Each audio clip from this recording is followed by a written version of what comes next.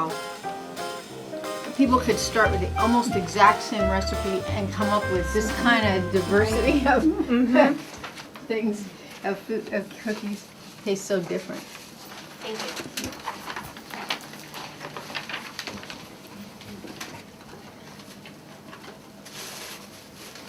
Number 10. Moving right along. Right. Not too bad.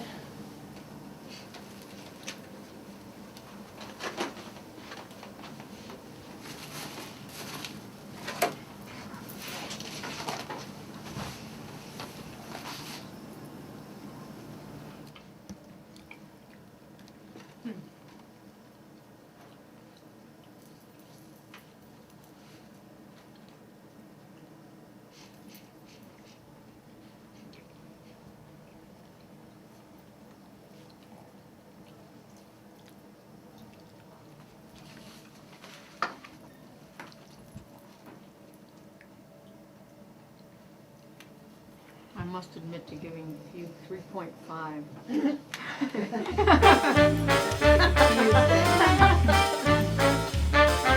Have, and I thank you for coming. So welcome to the Toll House Cookie Day here at the Whitman Public Library. And my name is Andrea Rounds. I'm the director here. I'm very happy to introduce some of our panelists today. As we celebrate the 75th anniversary of the beloved chocolate chip cookie in its town where it all began here, and the Toll House, of course. So author Carolyn Wyman is here. She's gonna...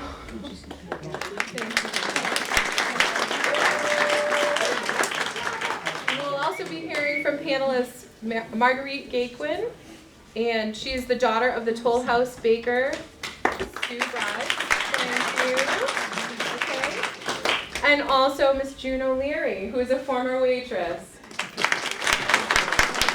And we're also, is Carol Kavanaugh here? She is. Where is she? You better come up here. Thank you so much. And yes. Thank you, Carol. So, welcome everyone, and thank you so much for joining us. Please stay tuned after the panel discussion for a question and answer period where you're all encouraged to ask questions and share your memories and fondest experiences of the Toll House. And then we'll have the announcement of our cookie contest winners, the awarding of the prizes, and we'll have some refreshments while we have, which of course, chocolate chip cookies. And there will be an opportunity to have your books signed if you wish to purchase a copy out in the hall. So thank you all very much. We'll get started. So, yes, as Andrea said, my name's Carolyn Wyman, and I'm the author of this new book, The Great American Chocolate Chip Cookie Book. And I did most of the research for the first chapter of that book here in Whitman in early 2012. Although it was only one chapter in the book, I probably spent the most time working on that one chapter, partly because, and I really had the most fun working on that chapter, because that was a chapter where I got to do a lot of original research. And people here were, also it was so much fun because people here were so welcoming, they were so helpful to me, and I was so grateful to the fact, and they also were so in sync with my own feeling that the chocolate chip cookie is, you know, pretty much America's greatest contribution to world culinary culture. And you don't get that everywhere else in America. So I felt like it was only right that I should have my first signing event here in Whitman. And Andrea Rounds is also, you know, incredibly gracious in letting me have this, or use her facility as a, you know, a forum to do that. So by necessity, I had to limit my discussion of the Toll House as in my book as it related to the chocolate chip cookie. But I heard many other really interesting stories about the Toll House, about Ruth Wakefield, and I'm hoping that today we get to explore some of those, the greater picture of that great restaurant.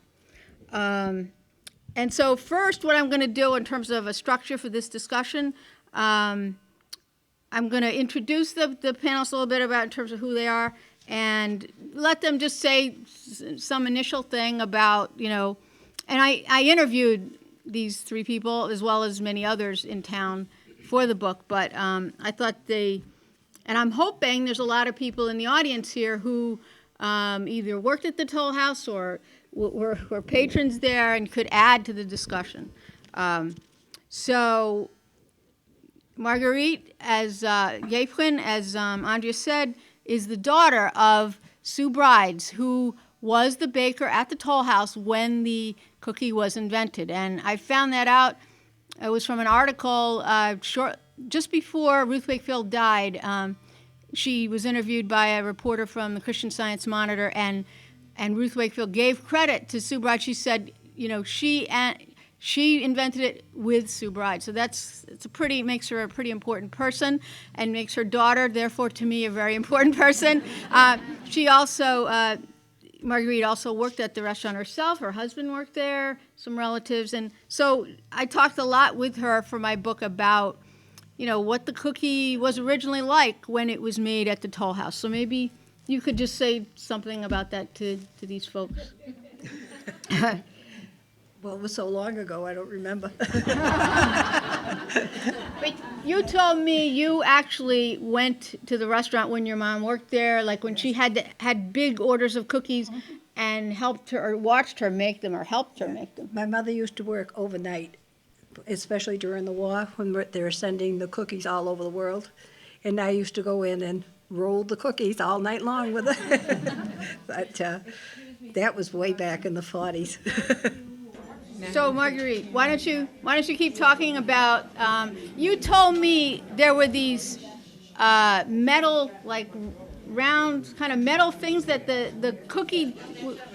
There was a round circle. Speak really loud if you can. About an inch long, and the cookies had to fit through that circle so they would all be the same size. It was like a metal mold, right, of some kind? It's just a piece of metal. Yeah. Right. So, but that's when they were shipped all over the world, and as waitresses, we used to have to pack them up, as you know.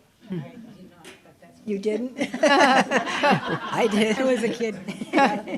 So it was probably before your time. It could have been.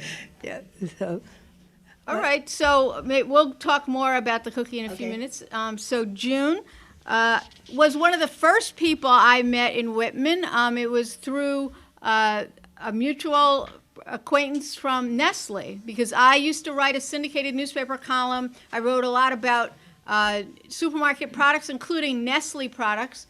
And when I called and said I wanted to write a book about the chocolate chip cookie and naturally wanted to talk to the Nestle executives, our mutual friend, she said, well, I know a woman in Whitman because of, was it the 50th year anniversary that there was a big party here in town for the chocolate chip cookie. There was a parade, and so anyway, she said, June will take care of you. I'll make that connection. And she certainly did. She introduced me to John Campbell. She introduced me to Mary, I'm going to forget her name, Mary Beth. But anyway, you introduced me to a number of people who are really helpful. Mary Alice Kirby. Right there. I'm sorry. Great. So tell me, and you worked at the Toll House as well, but not too long, right? My most connection to the Toll House was my admiration for Mrs. Wakefield herself. I think of, in literature, you'll hear about the pebble going in the water and making a rippled effect and all around it. But it was like she threw a big rock. Because she affected so many people in so many ways, and she's been dead all these years, and people still are affected by what she did. I mean, whenever I travel, everybody knows. No matter where you go, everybody knows about the Toll House and the Toll House cookie. And actually, that was my biggest thing from her. Everybody said, oh, when you get a job there, she's so strict and she'll yell at you if you do something wrong. Blah, blah. I must have not done many things wrong, or I didn't get caught, because she never yelled at me. And I just had the most respect for that woman. And all these years later, I think of all the ways she affected, I mean, people, we spoke of Nestle's connection with Mrs. Wakefield, to me, was the granddaddy of all symbiotic relationships, because she wanted something that, a chip that she could put in her cookie. And Nestle's made the chip, and between the two of them, they just, Nestle's was very glad to have the relationships. She got the exposure and the publicity and all, and they got to make bazillions of chocolate chips. And I just think that she was one of the most admirable people that I know, and affected this town and many other people in many, many ways. And I guess that's it. And I want to introduce Carol Kavanaugh, who she worked at the Toll House, but she's part of a whole Toll House working clan, apparently. Now, your dad, I want to make sure I pronounce his name right, George Boucher? Correct. Yes. Worked at the Toll House from 1934 to 67, is that right? Mm-hmm. And you worked there 2 different stints as a waitress. Your brother, Dennis, who I also interviewed, was a busboy there. Who else? Your Aunt Doris? I had 3 Aunt Dorises who worked there. All right. Your Uncle Arthur did desserts, which is of particular Correct. interest to me. Mm-hmm. 3 cousins. And so Wherever you obvious- went, you walked into a boucher somewhere. So the logical question or way for you to start out is to tell us, was it a good place to work? Apparently your family thought so, and why? Exactly. In 1933, Mr. Wakefield was going to the Cape, and he was visiting different restaurants, and he stopped at one where my father was employed, and he tried to talk him into coming to work at Toll House. And he was dating my mother, and so she convinced him to come to Toll House. Well, my dad started working, and the next thing I know, my Auntie Dot is running the first course department. Uncle Arthur's running the dessert department. My cousin Dick is there as a busboy. My brother Dennis is there as a busboy. I am there as a waitress. And No need to go home, in other words. I didn't need to, because I had family totally, completely around me. And that's what it was. She was a woman, as I will concur, everything she said, she was absolutely fabulous. When Kathy Patton and I began working on the same day, we were 15 years old, we had to get working permits. And Mrs. Wakefield would come up to the end of the table. If the silverware was not at the end where your thumbnail was, you were told. And it was emphatic. But she was a wonderful, wonderful human being. She really and truly was. She could do anything. And when I was a little girl, Mrs. Wakefield would have a Christmas party for all the employees' children. And of course, I was the first one born of all the employees' children. So in the middle of the dining room, if I was waiting on a table, Mrs. Wakefield would say, "Oh, you have our first Toll House baby." And I was embarrassed to tears. But it was, again, it was family. We referred to them as Mama and Papa Wakefield.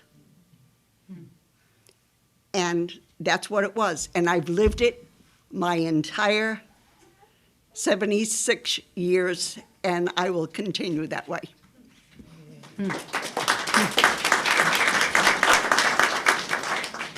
So this is just a general question for all 3 of you. Anyone wants to answer, my parents went to the Toll House, and I think I went maybe as a toddler, but I never really, remembered it.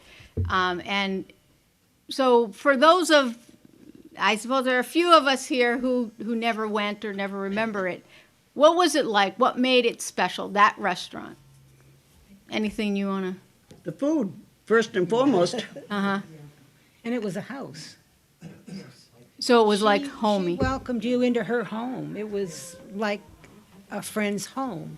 It was the living room, dining room, all of those rooms were rooms that were like in a home. The only room that wasn't was the tree room. The garden room. The garden room, yeah. I heard somebody told me that the plates were mismatched. They weren't all the same. That it was like, again, maybe more like a homey thing. Service plates. And she had, so many different kinds. She had courier knives. She had Della Robbia. My favorite was English Kalax. It was a beautiful mint green with a little bit of purple flower around the edge. And we had different colored glassware. We had green, we had crystal, and we had amethyst. And I would set up all my tables with the English Kalax with purple glasses. It's what did me. I was only 16 years old, so it was my thing. It looked great. It did. Huh. It really did. But the house itself, it was 1709. It was old. And that was what she brought you into. Now, she didn't dress us up as waitresses. She always had us looking as hostesses. She did not want us looking in waitress uniforms. I remember wearing a white shipping chore blouse with a floral skirt. And she never, ever, ever used. So you wore your own clothes, you mean? No. No. These were they were uniforms, Okay. but they didn't resemble like uniform. a uniform. Right. They looked as though they were just someone walking through the restaurant. Yeah. I mean, in my book, there's a writer from Plymouth, Richmond Talbot, who I reproduced a piece he wrote about going to the Toll House as a little boy. And because it really captured, to me anyway, this idea of this really fantastical restaurant, and especially through the eyes of a little boy, going there. I guess there was a Toy box. basket, right, for the kids. Now, what was that? Did you give them a toy or just something they could play with? No. That was something that when we were getting ready for the day, we would fill that toy box. There were all manner there was always balloons. And then she had tops, and she had like little rubber alligators. And my cousin Dick absolutely loved those. And he'd stick them all over Helen Morton's Yeah. office door. He had a lot of fun doing that. But this is what Now, were those each gifts child- that the kids... They were gifts. Every child had the option to choose one. You mentioned Helen Morton. I'd be interested if anyone had any connection to her, because I read a lot about her. She was apparently the hostess and kind of the Ruth She was head Wakefield's hostess. main sort of Yes. backup person. And I think she was single. I was trying to find her relatives or something, and I never did. If anyone knows her or knows that, I'd love to hear about it. I think she's gone. What about I the heard that she had gone to Arizona. I'm not sure if that was true. A few of you told me other foods were as important as the cookie, if not more important, and more loved at the Toll House at the time. You guys, She made a graham cracker roll that was a date roll that everybody loved, and she served it with ice cream, but it was made about 4 inches round, Toll and House it was special. like a log. And she called that the Toll House. Toll House special. And it had marshmallows and dates in it. And she'd roll that up and then slice it And you could have that with ice cream on it. That was one of my favorites. Yeah. I like that one. What about you, Marguerite? Do you remember any other foods that were? The pecan rolls. Yeah. Ooh, there's a sound. We should hear a big loud ooh. Now, those came in the bread basket, right? They were Yes. standard, right? Yes. Yep. And you know, today you go in to get a meal and 25 cents extra for cheese. And if you want, you know, everything is unit priced. When you went in there, you paid for your meal and you got everything. It was beautiful. You got hors d'oeuvres with crackers and cottage cheese and a relish mix. And what was the third one? The cottage cheese, the relish mix, and Well, if it was summertime, it was spiced watermelon rind. I didn't work in the summer. Okay, I did many years. I was down in Chatham in the summer. But there were three. But she always had something different. The cottage cheese was standard. Yeah. And then she would have something else to go with, because we had a basket of crackers that we served along with our appetizers. And then we would bring in the salads along with the rolls. But it wasn't just pecan rolls. There was gingerbread. There was breadsticks, cornbread sticks, and a rum roll. Ooh. That was That's really, why we really liked working. that was really very, very good. And a lot of New England traditional favorites. I heard lobster. Some Oh, people good told Lord. me, some employees told me, you know, their father would come home with these empty lobster carcasses, or mostly empty, but then the kids got to snack on. Yeah. Yeah, that sounded pretty good. And she also would offer seconds to anyone at any time for any course. Wow. And I remember having a party of 8 at the end of the garden room, and the gentleman ordered lobster thermidor, and he wanted another one. Well, Mrs. Wakefield wasn't about to give him a whole one, so she gave him a full lobster tail, which was a great deal of meat. He was extremely upset. He thought that he should have the entire lobster thermidor again, and that was such a rich dinner. Yeah, yeah. And we served 2 vegetables. You had a choice of 3 different potatoes. You had a choice of 3 different soups. You're making me hungry. I tell you, when people came in, they never left hungry. No, they didn't. no. They never left, and if you didn't want dessert, and she made a lemon meringue pie that was this high, it was incredible. But if you didn't want dessert, she'd give you the cookies to take with you. Oh, wow. So that you wouldn't, you know, I think she's kind of like giving somebody a gift as they're leaving. Yeah. Well, I had heard that originally the cookies, or at least for a long time, the cookies were just put on the side of the ice cream. It wasn't like something you paid for or ordered. Is that right? But if you didn't have room for them, then you could just take them home with you. Yeah. And I think that's a real surprising to a lot of people not from here, that I think people not from here think, oh, that was the main thing that restaurant served. And I mean, obviously that's not the case. And why do you think it is that is what stayed, you know, became famous, and Nestle's part of it. because of Nestle and that? Well, Betty Crocker, I think it was, did a big show, and I think it was in Boston area. Radio show, yeah. Yeah, and she got onto this cookie like crazy, and then Mrs. Wakefield made a deal with Nestle's to make the chocolate chip.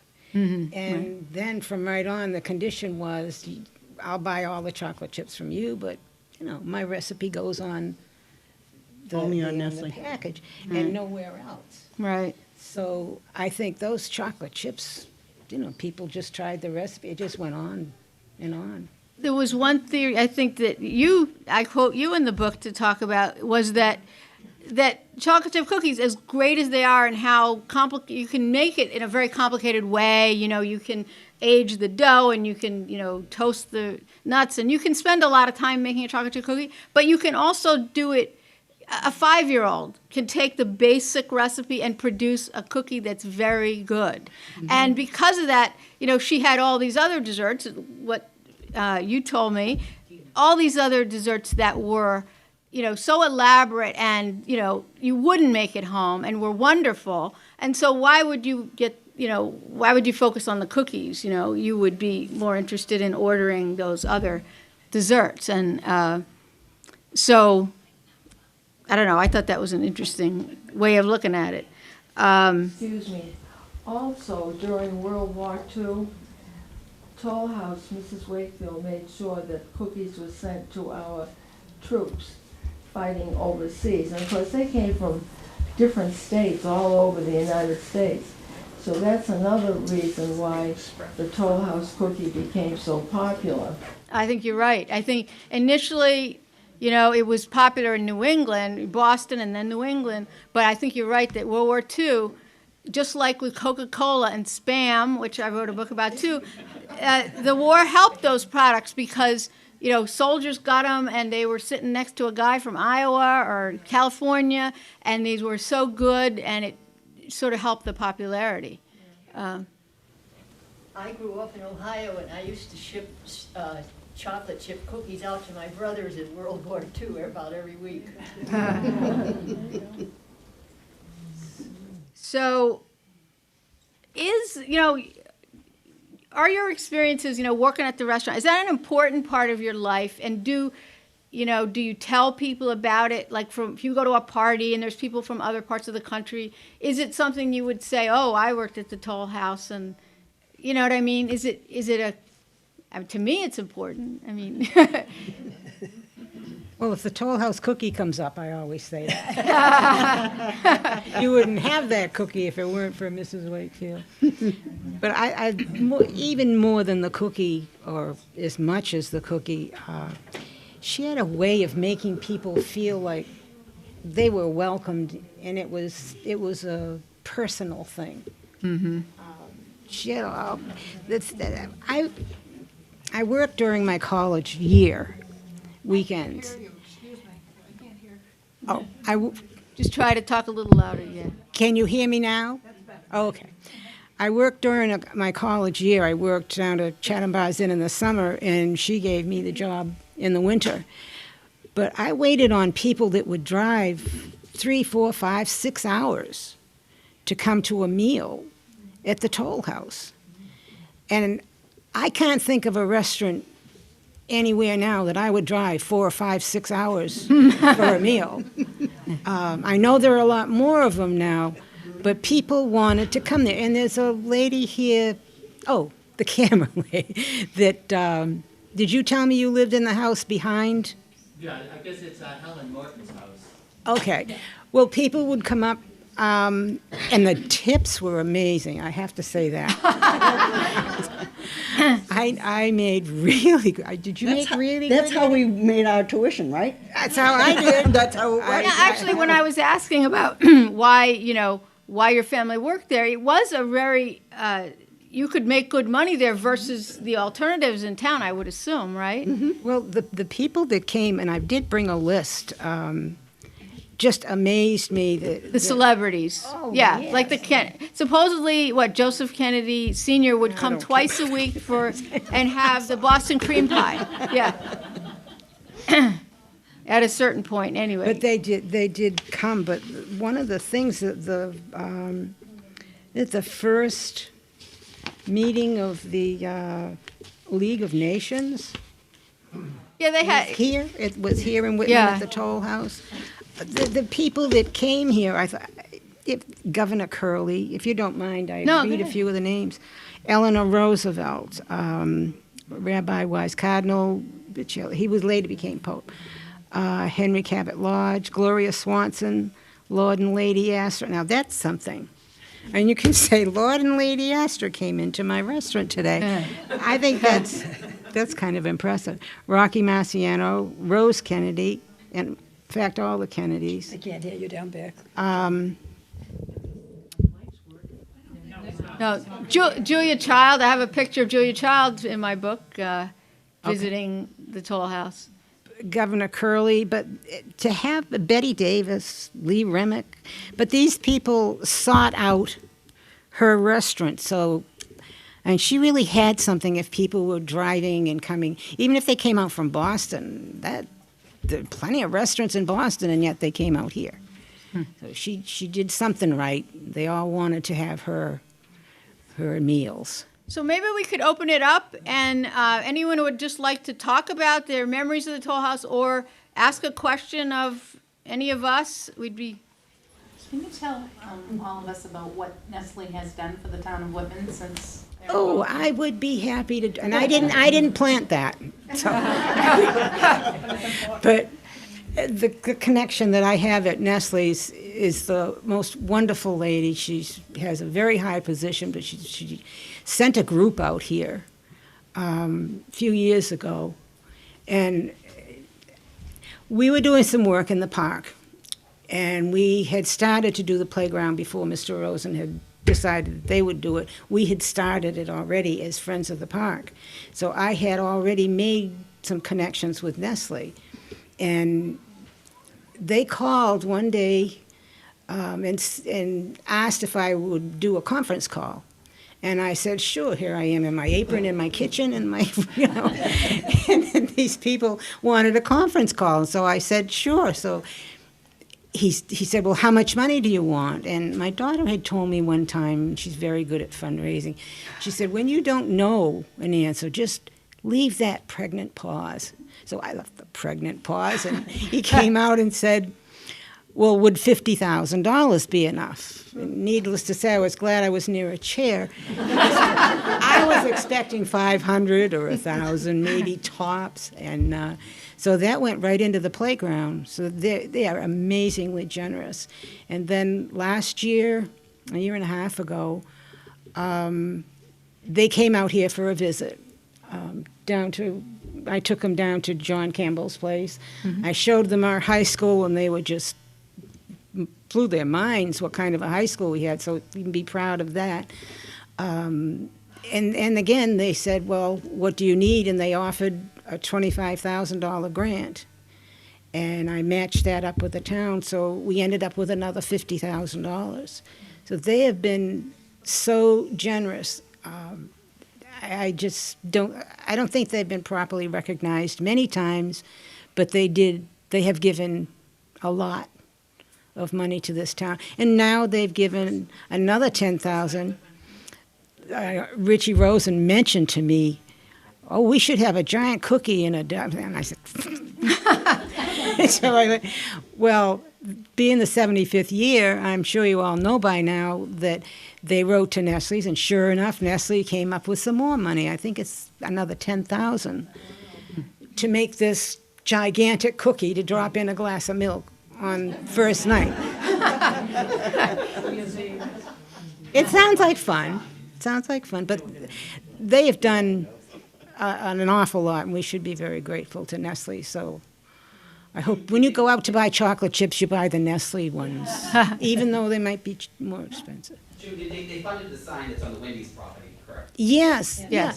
Jeff Deal came up to our meeting one night at the Historical Commission, and he said, is anybody ever, hi Mike, is anybody ever going to do anything about that sign? It's getting in really bad shape.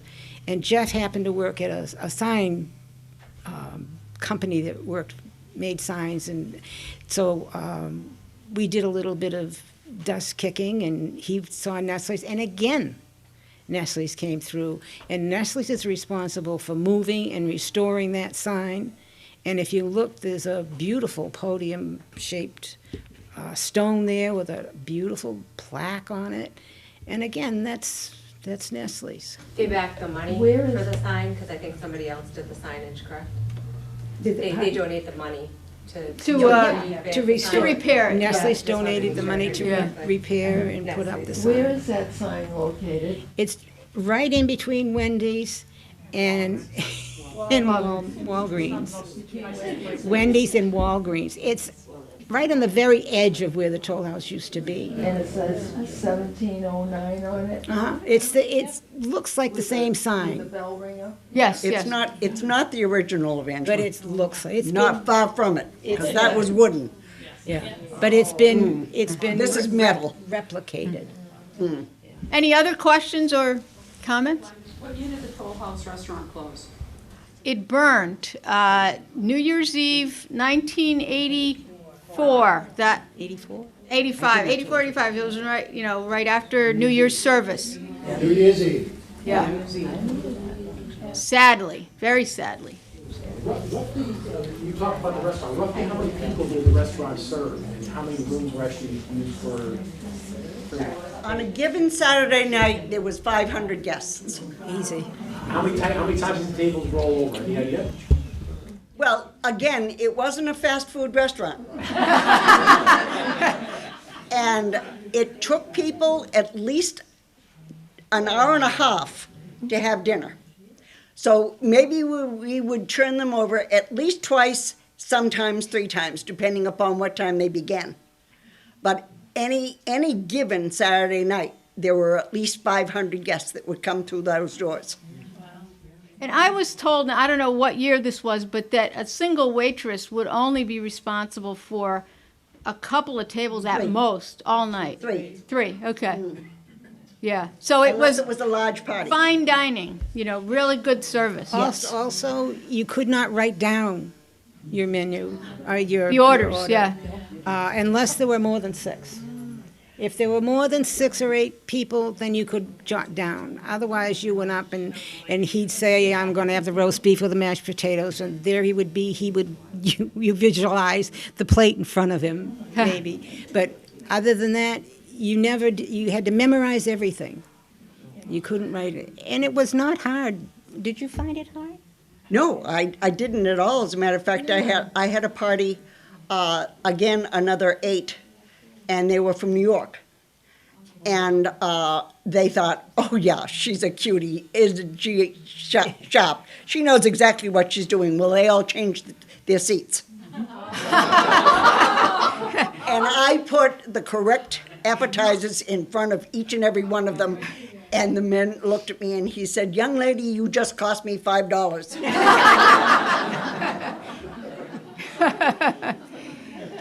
But you did. You listened to their voice, how they said it, what they were wearing, a specific tie. No matter what it was, it stuck there. Were they having a fruit cup or were they having onion soup? Yeah. I thought that was very interesting. And I didn't find it hard, but she did say if you had 6 or 8 people, you could jot down. I actually worked at the Toll House as a hostess for summers when I was also using it for tuition money. And I grew up with the Wakefields, so I had the great luxury of being able to have this job. But I don't know whether you've mentioned it or not, but Mrs. Wakefield also had a real finesse, I think, with gardening, because she had a little garden shop. Do you remember Dorothy Bannerman? And Yes. Dorothy Bannerman, this lady who actually grew up in what is now a military installation for weapons, but it was a huge castle on the Hudson River, and she ran the garden shop for many, many years, and I remember working under her when I wasn't working under Miss Morton. But anyway, I think that the credit should also go to Ruth Wakefield for the fact that she just had a real knack for making things appealing, either in the gift shop or the garden shop. Yes, exactly. Now, my aunt worked for Ruth Wakefield for years, doing the fresh flowers every day. She had fresh flowers on the table every single day. And now you get plastic flowers in a vase if you're lucky. And you said that was her job, right? That was all That she was did? my aunt's job. That's all she did. Yeah. She just did the flowers every single day. She sounds like the Martha Stewart of her time, in a way. If anybody has any thoughts or any information on the 2 remaining buildings, I'd like to document that. You mean, Auburn Street? the The house and Helen Morton's Motor Lodge? Yes, the Travel Lodge. The house, when I was a young girl, I was in it. And then when my husband and I were married, our reception was at Toll House. And we changed our clothing in Mrs. Wakefield's house. And I made my husband climb the stairs. They were about that wide and that deep. And I stayed down in the downstairs bedroom. Helen Morton had decided that because we had so many guests that came from out of town from a distance, she decided that she would build the Motor Lodge. I'm not quite sure how many bedrooms she had in it. I think there probably were 3. 3, yeah. And she held that quite well until she left. So it sounds like she worked day and night because she was also serving as Oh, yes. working at the restaurant, right? Yes. Life was Toll House. My whole life was Toll House.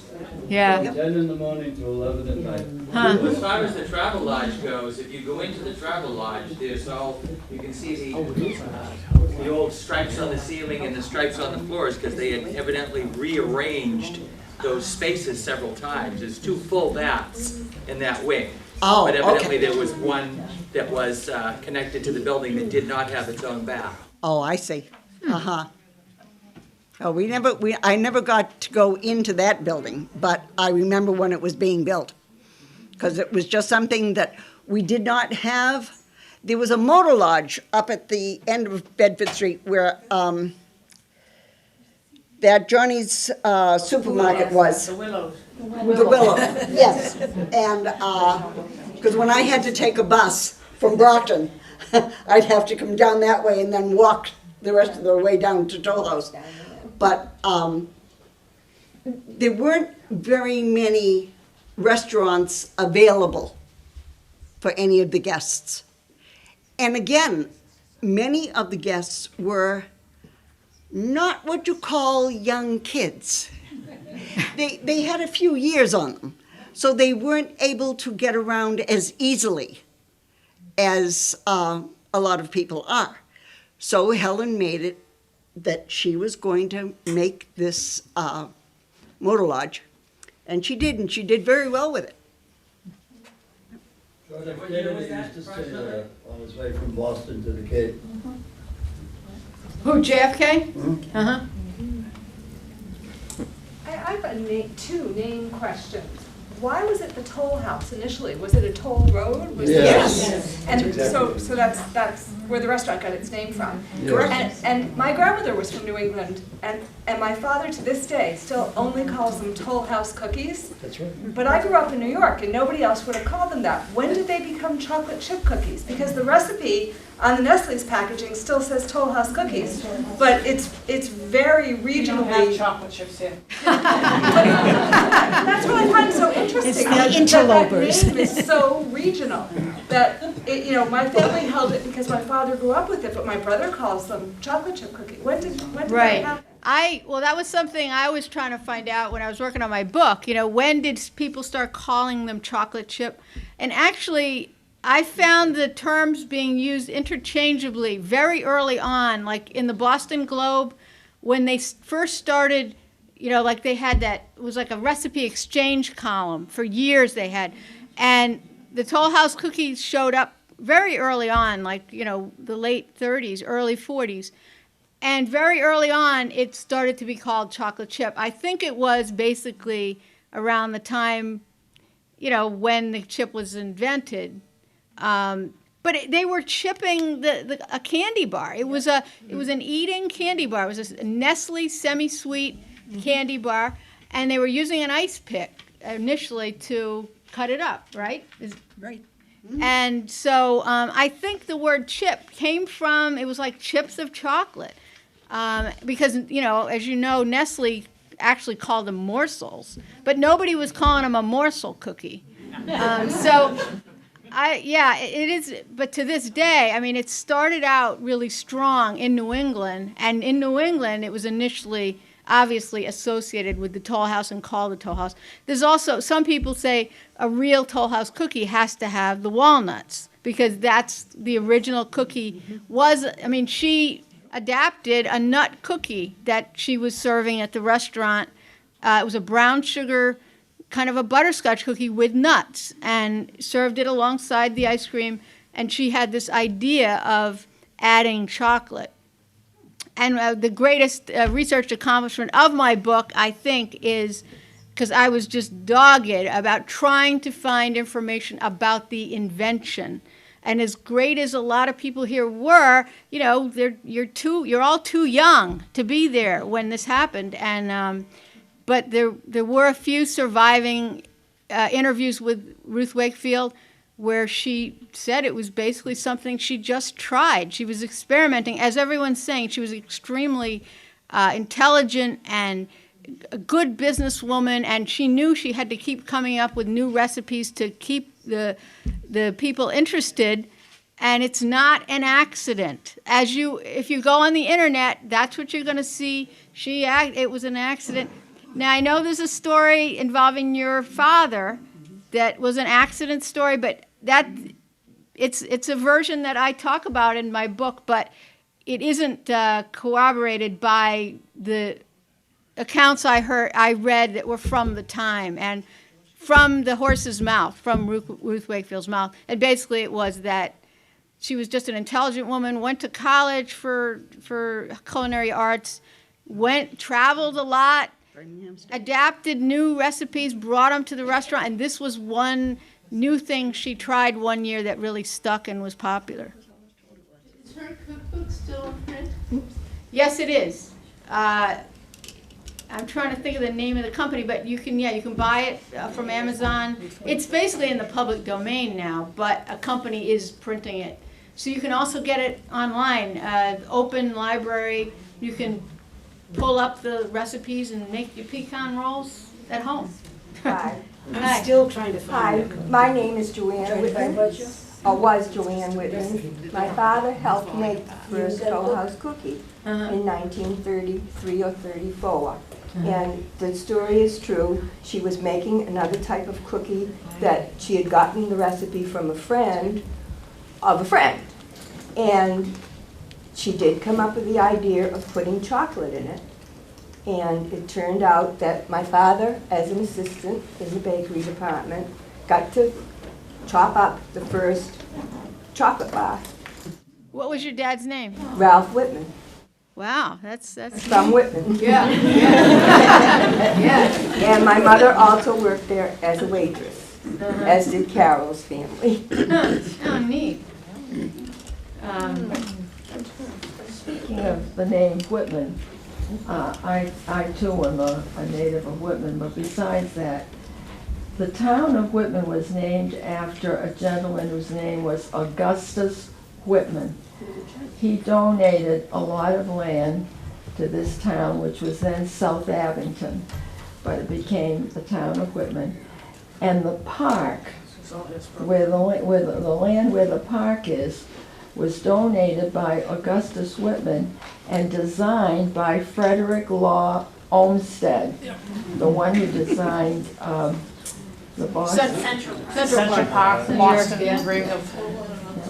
So you're saying there's something more important or as important as a Toll House cookie? I don't. That's first. That's first. All right, good. I'm glad we agree on that. That's been my life for the past 13, almost 14 years, is working on the park. We did get it on the National Register. It is registered as an Olmsted Park and is protected by the National Preservation Act. So Whitman Park is. Right. So we want everybody to come and support us at the wine tasting on November 2nd. And bring a cookie. Bring a cookie. Another question? Yeah. Or The comment? marriage of the chocolate and the cookie, was it Nestle's chocolate that they used Yes. in the very beginning? Yes. Absolutely. Okay, it was Well, Baker's what Nest? happened was, this is something else I found out seeing articles where Ruth was interviewed, and late later in her life, she said that she actually had intended to use Baker's chocolate, Baker's brand chocolate, which is from Dorchester. She said that's the brand of chocolate she normally used, but that her distributor, the person that she bought the chocolate from, was out the day she wanted to do this experiment. And he said, I don't have the Baker's, but I do have some Nestle semi-sweet. So she said, all right, I'll take that. And thus are $300 million businesses lost and found. I mean, you know, because it worked, she kept using the Nestle. Did she give her recipe to Nestle's? Yes. Yeah, what happened was, so they used, you know, they used this, and in her recipe she said use this Nestle candy bar, semi-sweet candy bar, and sales for this candy bar went through the roof around this area.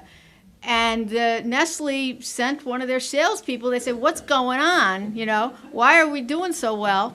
And he ended up at her door, and they said, can we put this recipe on the package? As far as what the agreement was between Mrs. Wakefield and Nestle, the family doesn't really want to talk about it. Nestle doesn't really want to talk about it.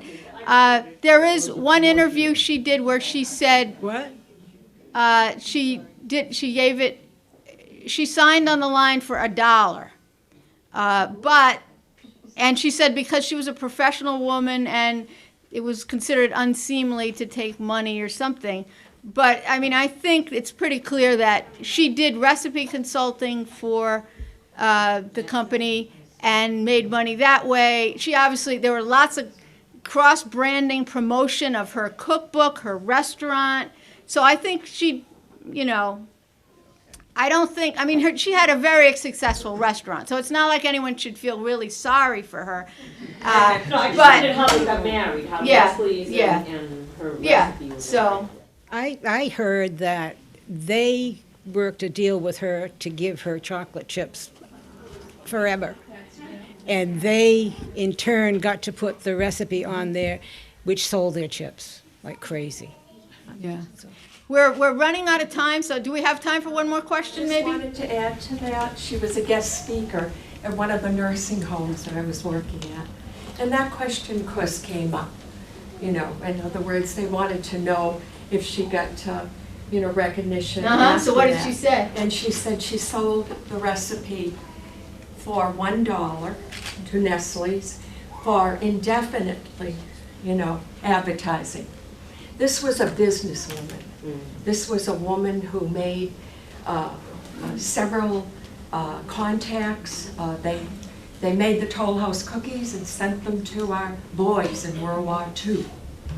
Okay, she got the Toll House recipe worldwide, you know, in the advertising, free advertising for infinity.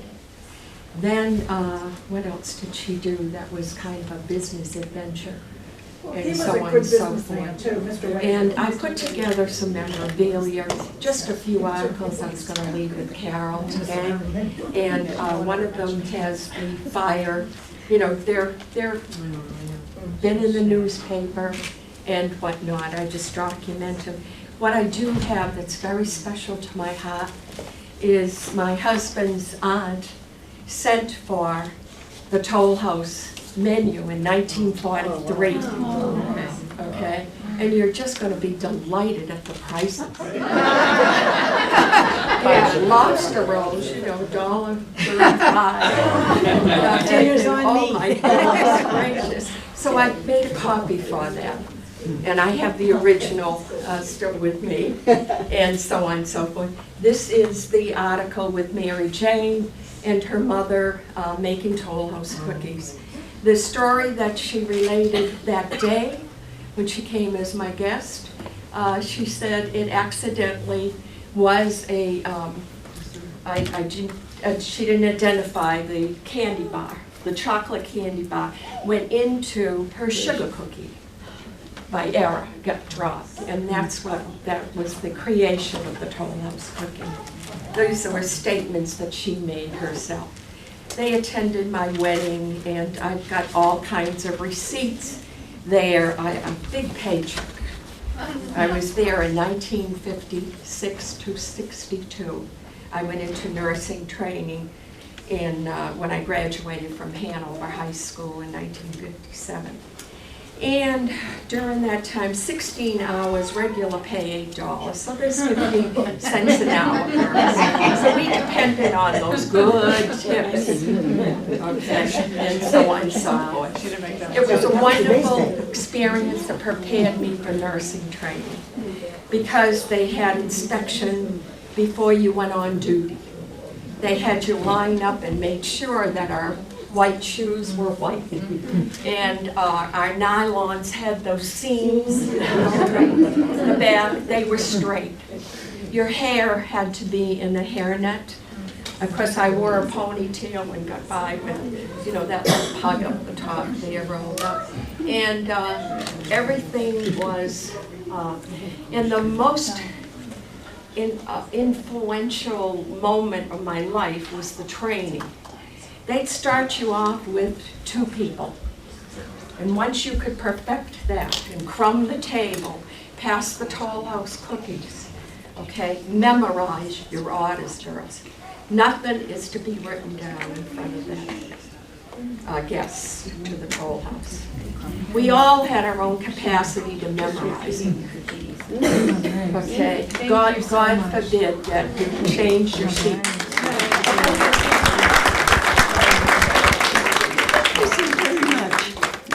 Wow. Thank you so much. Can we have another hand for this great piano?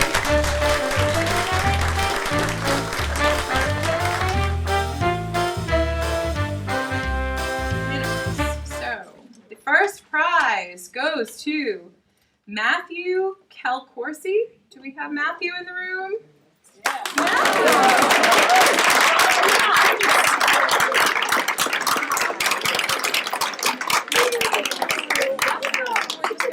Prize over here on the table.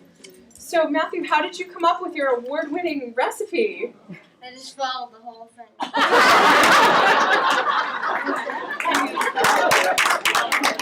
So thank you so much. And this folks, was not a children's category. No. You did one before all the adults. What do we have here? And this is you're going to get a signed copy of my book. Of course, that's the biggest prize. and some chocolate chip cookies that the Kennedys ate from Montilio's. And you also have some some coupons to get lots of chocolate chips from Nestle, so you can keep perfect. I don't think you make it perfect, just make it more.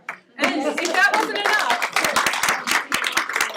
Matthew, you will also be riding in Winterfest this year. So.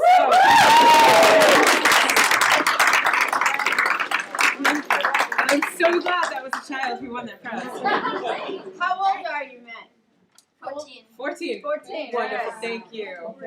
All right, so second prize. We've got Elizabeth Goldrinson. Is Elizabeth in the room? Well, let's give Elizabeth a big hand.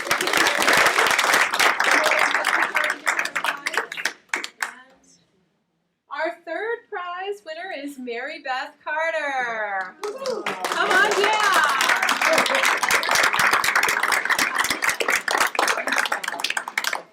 So congratulations, Mary Beth. I had nothing to do with this. But we had over 15 entries in our cookie contest here today. Everyone will get a little something, so if you're here and you entered the contest,